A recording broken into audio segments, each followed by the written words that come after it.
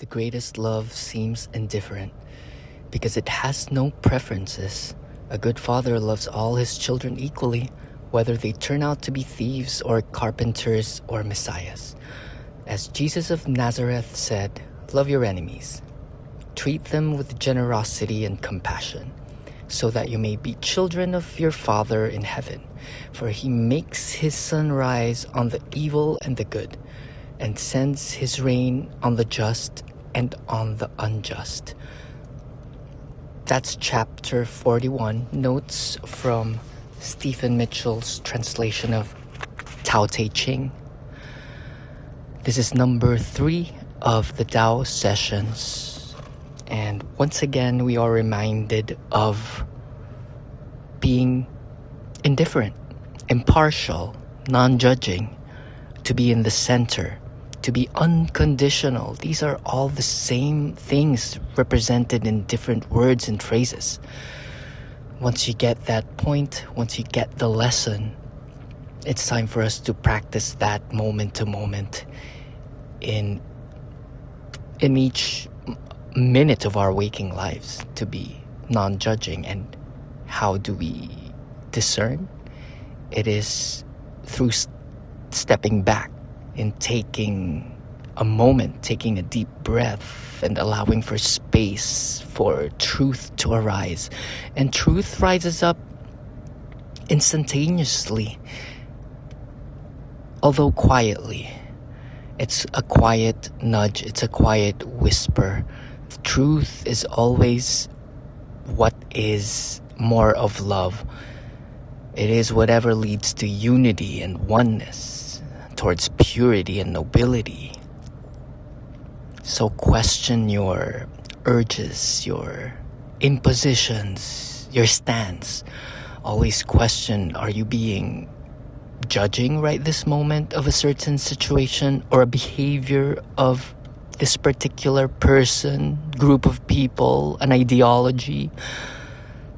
Are you being one-sided? It reminds me of our lesson previously, which is about impartiality. To become impartial, to be not too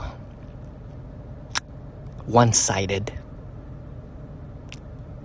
And you'll see, if you have become a fanatic of a thing, you'll shut down doors towards growth. And this world is all about open-mindedness. And your life's nature is to grow, is to become something that you have yet to be, is to become what you were not capable of yesterday. That is the continuous unraveling of the onion, the continuous exposition of your motion picture, what you are truly about. And this gets exposed moment to moment, day by day, in each activity that you go through, in each segment of your life. So it's really helpful to be mindful of your hour per hour segment. Like, from this hour to this hour, what type of person was I? And how can I filter that through the lens of compassion, through the lens of the Tao, and become the Tao, become at one with the universe, with nature, with that inner wisdom. And do not be too attached with physicality. Physical matter form is the deadest thing that it can be, because it hardened to become materialized and crystallized. And your nature is one of spirit, and you're only part material. And if you zoom into your cells, if you zoom into your flesh and blood, it's mostly empty space. It is malleable through thought, practice, intention. And with these lessons of the Tao, which is giving us the key or guidance on how to live, like the entry for today, which reminds us that the greatest love judges not. And these principles are as old as time, but they are cliches and they're old because it's true. And to follow but one law, but the law of love. It might seem indifferent at times, as it says here, because it has no preference. At times we lean on to what is aggrandized. When you're praised, you love it, but when you feel disrepute or doubt, when you are put down, you withdraw your love. And another great phrase that I love is by Marianne Williamson, and it says, all the thing that is lacking in each moment is the love that you are withdrawing. Okay, but why withdraw this unconditional love? Why be skimpy with it as if it is gonna run out? Let me remind you of your inexhaustible nature to love. Your love is inexhaustible. It is ever renewing, ever replenishing. It is like $5 billion. It will just continue on creating more of itself. And that which is like unto itself is drawn.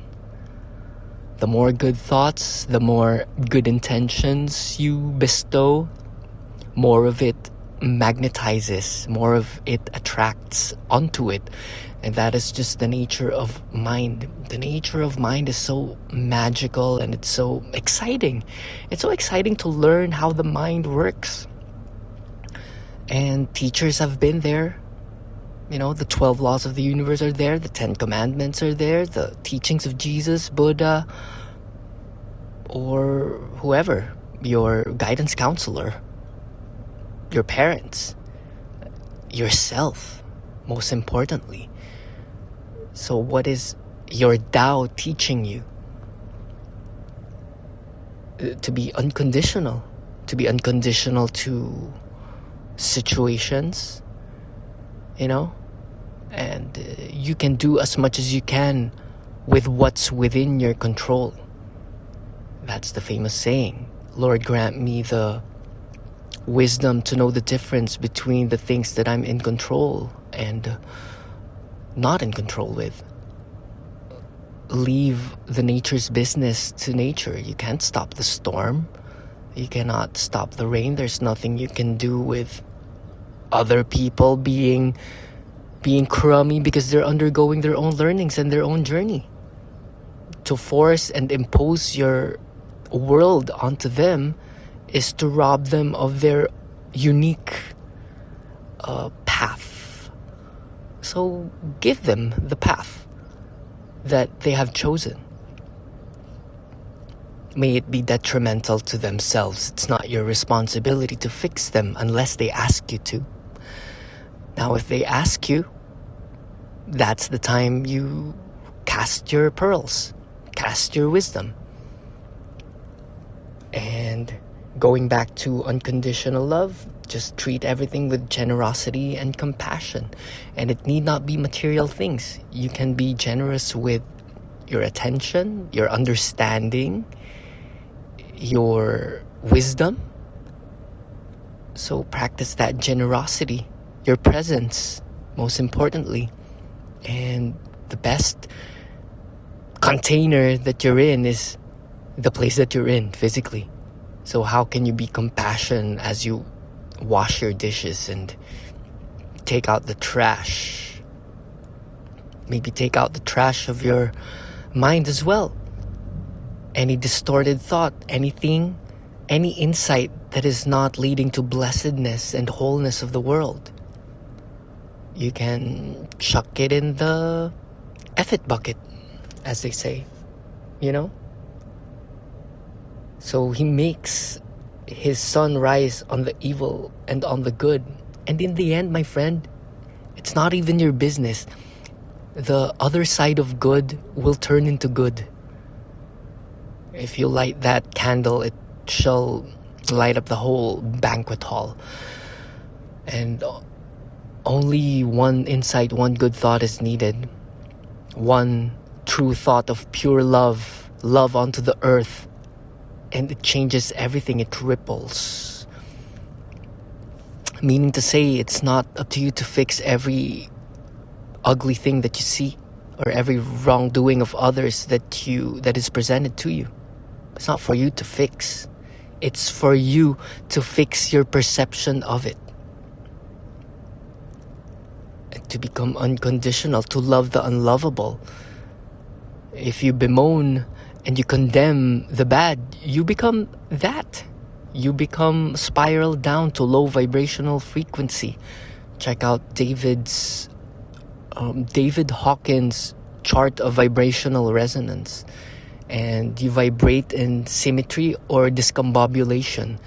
You vibrate in fullness, in full symmetry of perfect fractal geometry, like perfect sound, like perfect harmony, or otherwise.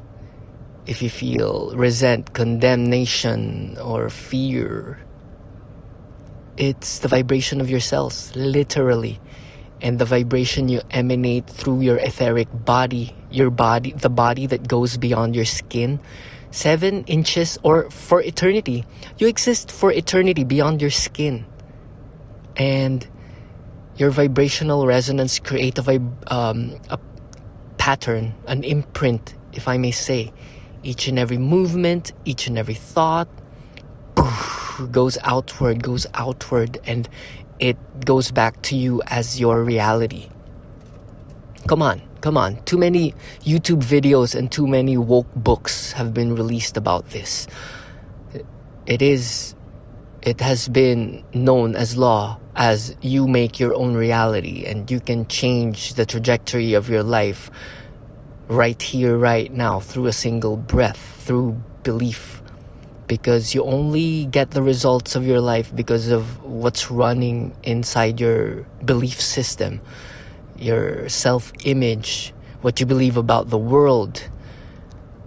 But that can be changed. That can be changed for the better, if you believe so. If you work with the Tao, if you work with these ancient teachings, and if you vibrate through compassion and great love, which is unconditional. Sometimes we confuse love as something that is always pleasurable. It is not so. True love contains sacrifice, a little bit of pain, a little bit of change, a little bit of growth. If you make the transformation of a butterfly comfortable and you would have opened the cocoon, its muscles would not have developed and it won't be able to fly if you help it, because your intention is comfort. I don't want you to suffer pains in the arms and develop things, so I'll open you up, cocoon. And what do you end up with? An incapable organism. You have robbed it of its evolution. And evolution is fun. There's endless things to learn, and there's endless phases and seasons of your life. It can be a multi-motion picture, all jam-packed in one beautiful 100-year life. And that's the beauty of being here on earth, that you can choose, you can decide, you can design each and every day that will lead to your greatest manifestation. So tune into what makes you feel alive. Tune into what feels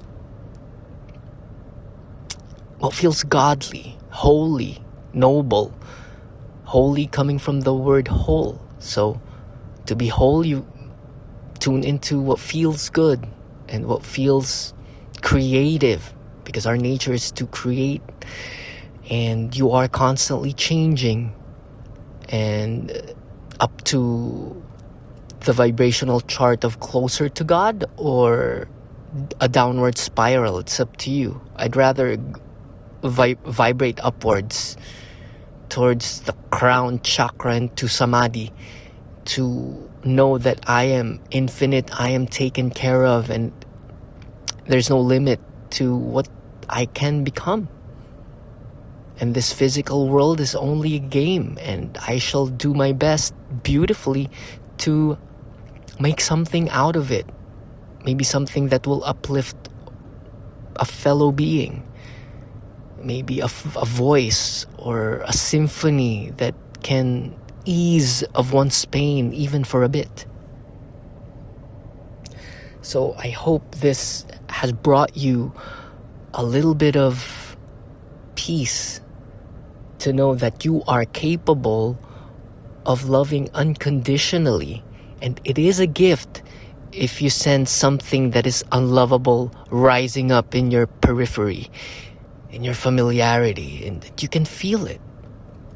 And to become a wise discerner, you can feel it in your skin, in your bones, in your gums, and in your heart if something is off. And the only thing that is off is the way you are receiving a data, a piece of information. And most of the time, what makes us suffer and what makes us feel incomplete or incompetent or other than godly is a distorted or with a lack of a completeness in information. And you can ask yourself, what is lacking here? And the answer is always the same. It is love. And you ask, how would you love all the horrendous things? You love it. You'll love it unconditionally. You honor it for what it is because it's undergoing an evolution that is none of your business. And to make that your business is a poor choice in attention. Because what you focus on expands, and you just made it a choice to make their suffering your suffering, and it neither helps both. It helps neither. So tune into what helps. Honor the unhonorable, for it is in flux. It is up to them. It is up to them. You don't cast your stone onto the storm because the storm is harsh. Okay? So to find that truth within you that is capable of loving unconditionally, that is the theme, I would say, or the work for the day. And with that, I leave you with trust that you can handle whatever it is that you have chosen to carry. The greatest love seems indifferent. I love the word seems because nothing is really what it seems. Sometimes we think something is so. What's that famous quote by, is it Francis Bacon or the famous, I'm blanking right now, but it is not that, it's not the things that we do not know that gets us in trouble. It's the things we know for sure that it ain't so. Oscar Wilde, my friends, an adventurer. You are Oscar Wilde. Come on, all of these people, all of these amazing, they made a mark. And what is your mark? And don't be shy to create something, because the spirit within you is crying forth for expression. And every time you feel discomfort, it's just your spirit crying forth to become manifest in today's work. Isn't that great? So I can't wait for what you are about to be. And that's it for today. I'll leave you with that. I hope you feel good. Spread the word about startearlytoday.com, turbogoth.com, snowtattoo.com. Go to startearlytoday.com. I've been posting a lot about science-backed research on happiness. And these Tao sessions, I'm trying to make it every day because it's a good way for me to contemplate as well and inspire myself and tune into truth. And spread the word wherever you may be. On the socials, in person, Substack, Beehive, Ghost, Notion, Co-work, wherever you may be. YouTube, my friends. I'm thinking of doing these contemplations on the camera. I don't know. Maybe it will reach somebody and uplift them. And why do we do this? I don't know. It's just the Tao in me. It's the Tao in me and the Tao in you. And let's Tao together. Namaste.